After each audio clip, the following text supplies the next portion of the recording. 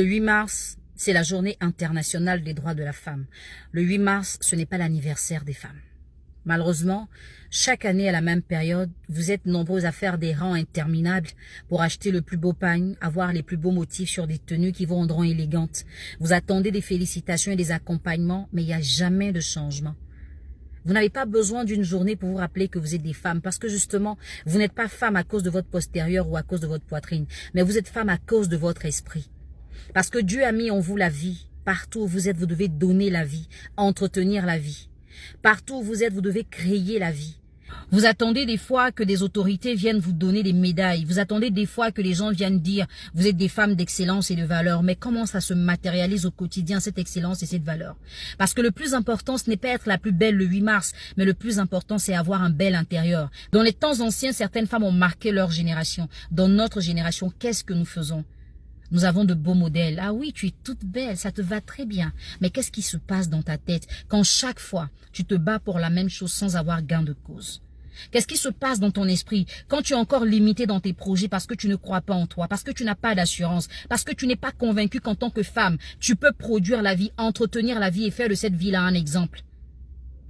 Tu attends juste de porter un pagne, nouer un foulard, avoir un beau make-up pour qu'on dise que tu es célébré. Ce n'est pas ça la célébration. Il faudrait que le 8 mars soit pour toi un challenge.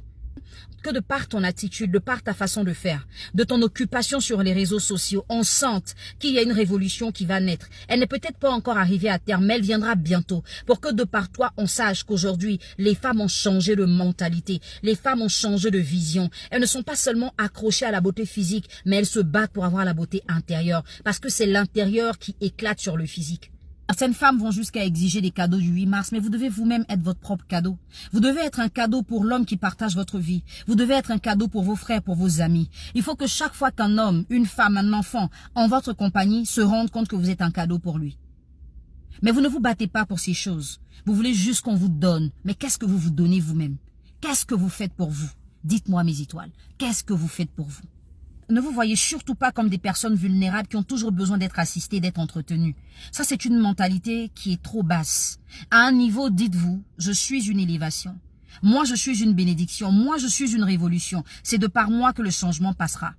Aujourd'hui, je célèbre le 8 mars. Peut-être que je mettrai mon pagne. Mais ce qui va m'habiller, ce n'est pas la tenue. Ce qui va m'habiller, c'est l'honneur, c'est la dignité, c'est la vision, c'est l'orientation, c'est le changement. Ce sont des actes posés. Au lieu de faire des petits groupes de femmes, de petits syndicats d'affaires inutiles, pensez plutôt à vous mettre ensemble, à fédérer vos intelligences et à créer quelque chose pour que chaque 8 mars, on célèbre cette chose que vous avez créée. En entreprise, on viendra vous donner des fleurs peut-être. On viendra vous donner des pagnes. On vous donnera des gazinières et tout. Est-ce que vous avez besoin du 8 mars pour avoir ces choses? Non. Mais imaginez que toute l'année, vous réfléchissez, vous vous battez à changer les choses, à redresser les lignes qui sont contre vous. Et quand le 8 mars arrive, vous dites, on a réussi cela. C'est un challenge. Vous êtes une motivation pour les générations qui arrivent. Vous êtes en honneur pour votre famille. Vous devenez une distinction partout où vous vous trouvez. C'est de ça qu'il est question. Honnêtement, je n'attends pas un 8 mars pour me sentir femme. Honnêtement, je n'attends pas qu'on me porte un pagne pour que je me sente importante. Honnêtement, j'attends que mon esprit se développe pour poser des actes qui me rendront différente.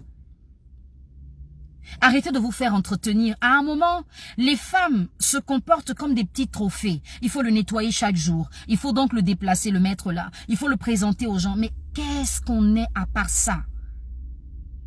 Les gens ne nous craignent même plus. Les gens ne nous respectent plus. Les gens n'ont même plus peur d'être en notre compagnie parce que nous ne sommes plus des femmes d'impact. Parce que nous ne sommes plus des différences.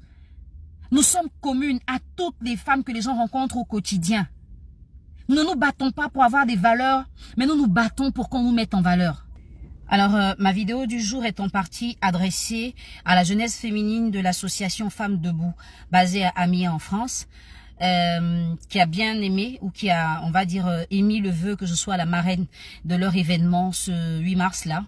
Et le thème est en rapport avec la beauté intérieure. Alors les filles, j'aimerais juste vous exhorter à vous faire confiance, à croire en vous. Ne pensez pas que votre destin est lié à un mariage ou à un mari. Ne pensez pas que votre destin est lié à un travail. Là où vous cherchez par exemple à être embauché, vous êtes peut-être pourvoyeur d'embauche. Là où vous cherchez par exemple à avoir un fiancé, c'est le mariage qui vous attend.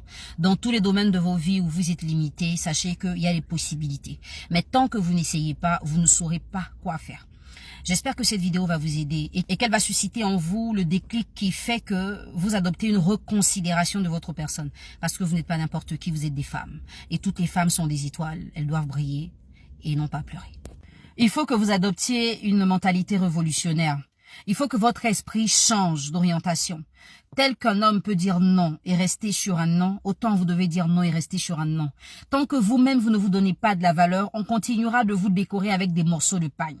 Tant que vous n'allez pas instaurer dans vos vies un changement, il n'y aura pas de changement les 8 mars. On mettra des bâches, des chaises, il y aura de beaux discours, mais le lendemain, vos réalités vont vous rattraper. Je ne suis pas pour tout ce qu'il y a comme accessoire ou artifice autour du 8 mars. Mon souhait le plus ardent, c'est que les femmes africaines surtout reprennent position dans leur propre vie pour qu'elles soient des femmes d'impact dans la vie des autres. J'espère que ce 8 mars changera quelque chose dans votre mentalité. C'est vraiment ça mon combat. Je me bats pour que les femmes reprennent confiance en elles d'abord, ensuite pour qu'elles vivent bien leurs relations amoureuses.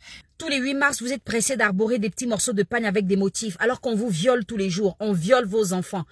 Vous êtes licenciés tous les jours, vous subissez le droit de cuissage. Vos maris vous battent, vous cassent les bras et les yeux. Vos parents vous disent supporte, c'est le mariage. Le 8 mars ne vous concerne pas parce que c'est la célébration des droits de la femme. Si vous êtes traité comme ça, vous n'êtes pas encore une femme, vous êtes à l'état animal. Je suis Ned Jamila si vous ne me connaissiez pas.